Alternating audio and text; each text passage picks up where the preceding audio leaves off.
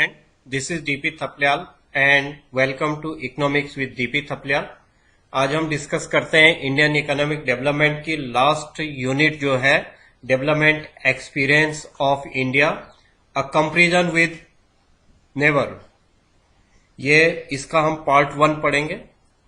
ये जो यूनिट है ये 6 मार्क्स की है और हमारे जो नेबर्स हैं पाकिस्तान एंड चाइना उसकी कंपैरेटिव स्टडी इस चैप्टर में पढ़ी जाएगी। 6 मार्क्स में से इसमें 1 मार्क्स के 2 क्वेश्चन आते हैं और 4 मार्क्स का एक क्वेश्चन आता है।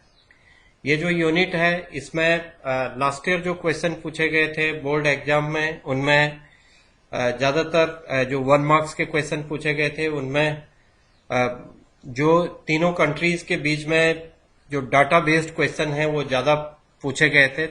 जो दोनों क्वेश्चन पूछे गए थे लगभग उसी टाइप के थे कि डाटा के बेस पर जो पोजीशन है या जो उस टाइप से है उस हिसाब से क्वेश्चन पूछे गए थे। तो बहुत इंपॉर्टेंट चैप्टर है, छोटा चैप्टर है, unit as well as chapter है ये, और ये 6 मार्क्स के लिए है। और इसमें अगर हमारी तैयारी बड़ी अच्छे ढंग से है और अगर हम सारे डाटा जो हमारा कंपैरेटिव स्टडी होती है तीनों कंट्री की अगर हम सही ढंग से करेंगे तो 1 मार्क्स के 2 क्वेश्चन तो हमारे पूरी तरह से सही हो जाएंगे। उसके अलावा 4 मार्क्स का भी कंपैरेटिव स्टडी है तो आराम से 6 मार्क्स लाई जा सकते हैं। बस आप ध्यान दीजिए, अभी ये फर्स्ट वीडियो है, 5 पार्टों में 5 वीडियो इस पर हम लोग तैयार किए हैं और पहला पार्ट वीडियो का पहला पार्ट है और इसमें कुछ इंट्रोडक्शन होगा और चाइना के बारे में थोड़ा सा स्टडी किया जाएगा। बाकी के जो 4 वीडियो है वो कंटिन्यूएशन में आएंगे। तो सबसे पहले development strategy of India, Pakistan and China, इसकी हम कंपैरेटिव स्टडी का इंट्रोडक्शन थोड़ा सा देख लेते हैं। सिमिलरिटीज, तीनों कंट्रीज में क्या सिमिलरिटीज हैं उन पर हम बात करते हैं। All the 3 nations have started towards their development path at the same time. India, Pakistan become independent nation in 1947 and China was established in 1949. All these nations started their planning similar ways. India started 5-year plan in 1951. China started its plan in 1953 and Pakistan in 1956. 1 marks में question बन सकता है कि China ने अपने 5-year plan कब शुरू किया या चाइना ने, इंडिया ने, पाकिस्तान ने, किसी पर भी पूछ सकता है वो कि तीनों ने अपने 5-year प्लान कब शुरू किए। तो ये डेट हमारे लिए, या सबसे पहले किसने किया, तो सबसे पहले जो 5-year प्लान शुरू हुए थे इंडिया ने शुरू किए थे क्योंकि चाइना रिपब्लिक जब बना था तब 1949 में बना। इंडिया एंड पाकिस्तान 1947 में इंडिपेंडेंट हो गए थे, चाइना 1949 में हुआ। इसलिए इंडिया ने पहले शुरू कर लिया था अपने जो 5-year प्लान थे 1951 में, चाइना 53 एंड पाकिस्तान 1956। फिर से जो इकोनॉमिक रिफॉर्म्स किए हैं उन पर 1 मार्क्स का क्वेश्चन पूछा जा सकता है कि चाइना का इकोनॉमिक रिफॉर्म्स कब शुरू हुए या पाकिस्तान का या इंडिया का कब इकोनॉमिक रिफॉर्म्स शुरू हुए हैं, उस पर क्वेश्चन पूछा जा सकता है। इसमें एक क्वेश्चन पूछा गया था लास्ट ईयर बोर्ड एग्जाम में, इंडिया का इकोनॉमिक रिफॉर्म 1991 में किस कंट्री का इकोनॉमिक रिफॉर्म हुआ था, ऐसा क्वेश्चन पूछा गया था और उसमें चॉइस दी गई थी, चाइना दिया गया था, पाकिस्तान, इंडिया, और इस टाइप से क्वेश्चन तैयार किया गया था। लास्ट ईयर के बोर्ड एग्जाम में पूछा गया है और उसने ईयर दे दिया था, कंट्री का नाम हमें आइडेंटिफाई करना था। वैसे ही ईयर दे सकता है, प्लानिंग को हमें आइडेंटिफाई करना पड़ेगा कि हमारी किस कंट्री का 1951 में 5-year प्लान शुरू हुआ, किसका 53 में 5-year प्लान शुरू हुआ, किसका 56 में हुआ, तो हमें कंट्री आइडेंटिफाई करनी पड़ेगी। ऐसे ही जैसे यहाँ पर है, China introduce economic reform since 1978। China ने जो इकोनॉमिक रिफॉर्म शुरू किया वो 1978 में किया। पाकिस्तान ने 1988 में, ठीक 10 साल बाद पाकिस्तान ने अपने इकोनॉमिक रिफॉर्म शुरू किए और इंडिया ने किया 1991 में। तो तीनों कंट्रीज की जो सिमिलरिटीज है डेवलपमेंट की, उन पर अभी हम डिस्कस कर रहे हैं। तो चाइना ने 1978 सबसे पहले किया। फिर जो दूसरा इकोनॉमिक रिफॉर्म किया वो पाकिस्तान ने किया 1988 में। और थर्ड नंबर पर जो इकोनॉमिक रिफॉर्म किया है, क्रोनोलॉजिकल अगर हम थर्ड नंबर पर बोले तो वो इंडिया का आ जाता है 1991। ये इसी टाइप से 1 मार्क्स में आइडेंटिफाई करने के लिए या ईयर कैसे करके भी पूछा जा सकता है। They are framing regional and global economic group such as SAARC. ये कुछ इकोनॉमिक डेवलपमेंट के लिए रीजनल ग्रुप पूरे वर्ल्ड में बनाए जाते हैं। ऐसे एशियन कंट्री ने भी अपने डेवलपमेंट के लिए, इकोनॉमिक डेवलपमेंट के लिए अपने ग्रुपिंग किए हैं। उनमें सार्क है, south Asian association for regional cooperation. ये सार्क है। सार्क का जो फुल फॉर्म है, क्या पता कभी अगर पूछ लिया उसने कि सार्क को एक्सप्लेन करिए या सार्क का फुल फॉर्म लिखिए, तो तब आपको उस समय पर ये चीज काम आएगी। तो सार्क जो इस्टेब्लिश्ड हुआ है वो हुआ है 1985 में। 1985 में सार्क की फाउंडेशन हुई थी, शुरू हुआ था सार्क 1985 में। और सार्क का फुल फॉर्म हो गया साउथ एशियन, एस से south Asian association for regional cooperation. और इसकी जो मेंबर कंट्री है वो है अफगानिस्तान, बांग्लादेश, भूटान, इंडिया, मालदीव, नेपाल, पाकिस्तान एंड श्रीलंका। अब ऐसा भी कर सकता है 1 मार्क्स के क्वेश्चन में कोई 3 कंट्री इनमें से दे दे और एक कोई अलग कंट्री दे दे जो सार्क का मेंबर ना हो, ऐसा भी दे सकता है। तो उस समय हमें ये आइडेंटिफाई करना पड़ेगा कि कौन सी कंट्री इसमें सार्क का मेंबर नहीं है। या अब ऐसा तो दे नहीं सकता, 7 MCQ तो बना नहीं सकता वो, लेकिन ये दे सकता है कि इन्हीं में से कोई 3 दे दिया, एक इंडिपेंडेंट अलग दे दिया जो सार्क से अलग है, ऐसा वो कर सकता है। या कब इस्टेब्लिश हुआ, कब इसकी फाउंडेशन हुई है, फाउंडेड ऑन 1985, और ये इसके सार्क के मेंबर कंट्रीज हो गई हैं। तो इस टाइप से आप इसे तैयार करेंगे। देन उसके बाद आ जाता है आसियान। आसियान भी एशियन कंट्रीज इसमें है। आसियान में इसमें भले ही इंडिया मेंबर नहीं है, लेकिन ये हमारा जो आसियान का फुल फॉर्म होता है association of south east Asian nation. ये साउथ ईस्ट नेशन है एशिया के। A for association, S for south east, S for south, E for east, A for Asian, N for nation, ASEAN. Founded on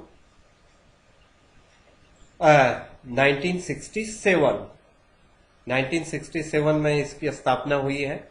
इसमें जो founder member थे, initially 5 founder member थे इसके initially.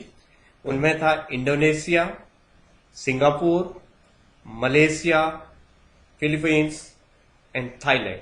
ये 5 member countries थी इसकी। जब आसियान बना था 1967 में, तो 5 मेंबर कंट्रीज थी, Indonesia, Singapore, Malaysia, Philippines and Thailand.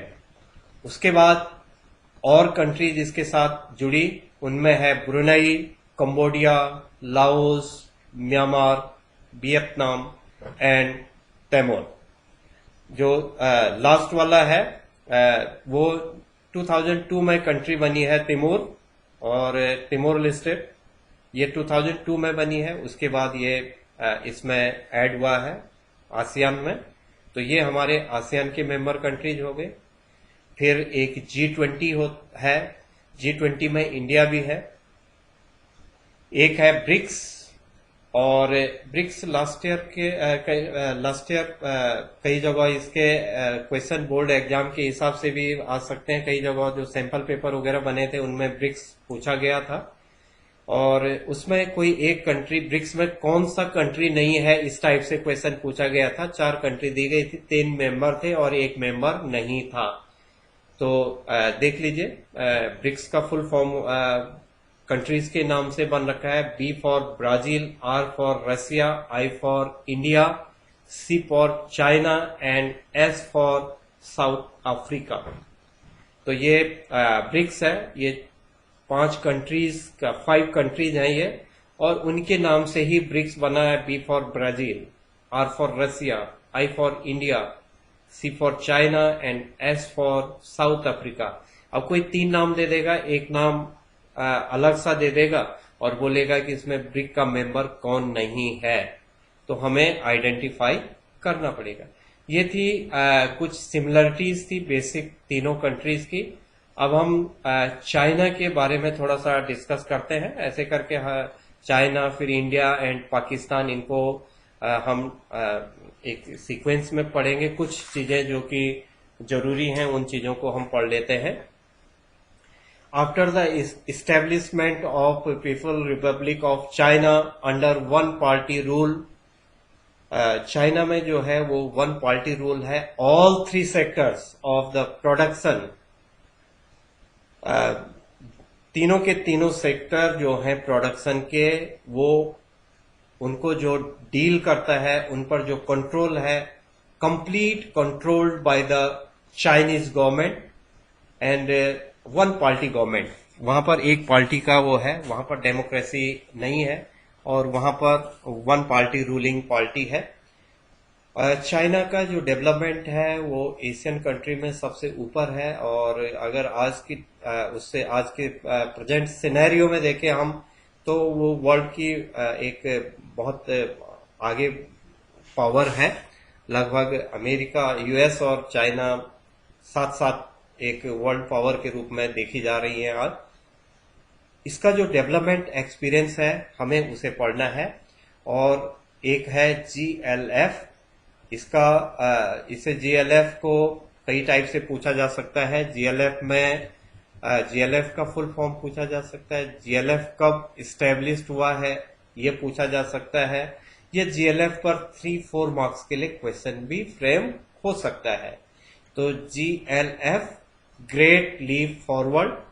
Great leap forward ये एक कंपेनिंग थी चाइना की डेवलपमेंट के लिए, और ये इंडस्ट्रियलाइजेशन एंड एग्रीकल्चर डेवलपमेंट के लिए जीएलएफ को बनाया गया था। GLF was started in 1958 with the view of preparing the pace of economic and industrial development. ये इंडस्ट्रियल डेवलपमेंट के लिए, इकोनॉमिक डेवलपमेंट के लिए, स्पेशली एग्रीकल्चर डेवलपमेंट के लिए इसके साथ कम्यून सिस्टम को भी जोड़ा गया है। इसका जो एम है वो इंडस्ट्रियलाइजेशन एंड एग्रीकल्चर सेक्टर को लार्ज स्केल पर इसका डेवलपमेंट करना है। फिर एक कम्यून सिस्टम है, इसे ये भी जीएलएफ में ही पढ़ते हैं हम, लेकिन commune system, what is commune system, ऐसा 1 मार्क्स के लिए क्वेश्चन पूछा जा सकता है कि कम्यून सिस्टम क्या है, what is commune system, board exam में पूछा जा सकता है। तो चाइना ने जो इंडस्ट्रियलाइजेशन के लिए ग्रेट लीप फॉरवर्ड शुरू किया ही था, उसके साथ उन्होंने कम्यून सिस्टम को भी, प्रोडक्शन का कम्यून सिस्टम शुरू किया। और कम्यून सिस्टम को चाइनीज, अगर हम उसमें देखें तो उनके हिसाब से commune under which people cultivated land collectively. Commune का मतलब होता है कल्टीवेशन कलेक्टिवली, जो फार्मर है वो खेती को मिल करके करना है। कलेक्टिव लैंड कल्टीवेट, जो कल्टीवेशन किया जाएगा वो कलेक्टिवली किया जाएगा, that is called commune system. वही कम्यून सिस्टम है, मिल करके खेती करना, कलेक्टिव वे में, कलेक्टिवली कल्टीवेशन, लैंड कल्टीवेशन जो किया जाएगा वो कलेक्टिवली किया जाएगा। ऐसा 1 मार्क्स के लिए पूछा जाएगा कि इसकी मीनिंग क्या है, कम्यून सिस्टम की मीनिंग। तो कम्यून सिस्टम मीन्स जब कल्टीवेशन किया जाएगा कलेक्टिवली। ये चाइना में शुरू हुआ है, ग्रेट लीप फॉरवर्ड के साथ साथ ही चाइना ने इसे भी शुरू किया। एक वहां पर एक रेवोल्यूशन चली है 1966 में, और कल्चरल रेवोल्यूशन 1966 में चली है, जिसे हम मायो बोलते हैं, मायो रेवोल्यूशन। तो ये भी 1 मार्क्स में भी पूछा जा सकता है, व्हाट इज मायो। तो myo means cultural revolution. Myo means cultural revolution. Chinese communist revolutionary parties ने इसे शुरू किया है। मायो जो शुरू किया है ये एक कल्चरल रेवोल्यूशन है। 1966 से शुरू किया गया, 1976 तक चला ये कम्युनिस्ट पार्टी के जो यूथ थे उनके द्वारा कल्चरल मूवमेंट चलाया गया। इनका जो बिलीव था वो ग्रोथ में था, वो कल्चरल डेवलपमेंट में था। ये great politician cultural revolution 1966 to 76, under which students and professionals were sent to work and learn from the countryside। सारी स्टूडेंट इसमें, यूथ इसमें, मैंने कहा कि इसमें जो ये कल्चरल रेवोल्यूशन था ये बेसिकली यूथ रेवोल्यूशन था। यूथ में स्पेशली जो स्टूडेंट हैं एंड प्रोफेशनल्स जो थे यूथ के, वहां पर कल्चरल रेवोल्यूशन चला, और उस कल्चरल रेवोल्यूशन ने भी चाइना के डेवलपमेंट में बहुत बड़ा रोल प्ले किया। ये सारी चीजें हम 1 मार्क्स के लिए और 3-4 मार्क्स के लिए कॉमनली पढ़ रहे हैं। यहाँ पर जो इनका एम था वो इंडस्ट्रियलाइजेशन था। चीन का जो जीएलएफ में उन्होंने शुरू किया वो इंडस्ट्रियलाइजेशन था। People to set up household industry in their back, उनका जो बैकयार्ड था वो इंडस्ट्रियलाइजेशन था और एग्रीकल्चर सेक्टर को डेवलप करना था, चाहे उसमें हाउस होल्ड हो या सर्विस सेक्टर हो। इन सबको मिला करके कैसे करके भी चाइना को आगे बढ़ाने के लिए जीएलएफ उन्होंने चलाया। जीएलएफ के साथ ही कम्यून सिस्टम शुरू हुआ, और इन चीजों को और आगे बढ़ावा देने के लिए मायो सिस्टम, मायो रेवोल्यूशन भी शुरू किया इन्होंने, जो कि कल्चरल रेवोल्यूशन था। चाइना ने एक और काम किया है, और वो क्या है, 1 child policy. Question board exam में पूछा जा सकता है कि 1 चाइल्ड पॉलिसी कब चाइना ने शुरू की। ये तो 1 मार्क्स के लिए है कि कब शुरू हुई है चाइना की पॉलिसी 1 चाइल्ड पॉलिसी, और 3 मार्क्स के लिए भी पूछा जा सकता है कि 1 चाइल्ड पॉलिसी क्या थी चाइना की। Explain 1 child policy. तो समझ लीजिए 1 चाइल्ड पॉलिसी, हम इसे ओसीपी भी कहते हैं, O for 1, C for child and P for policy in China, adopted by China in 1979। 1 child policy China ने 1979 में अडॉप्ट की, और इसका जो इफेक्ट पड़ा, इसका जो प्रभाव पड़ा उसे हम समझते हैं।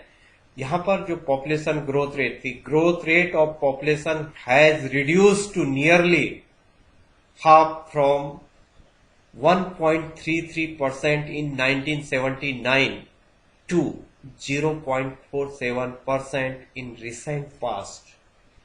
चाइना की जो पॉपुलेशन की ग्रोथ रेट था 1979 में वो 1.33 था, और तब से लेकर के कुछ समय पहले तक जो चाइना का ग्रोथ रेट हुआ पॉपुलेशन का वो 0.47% रहा।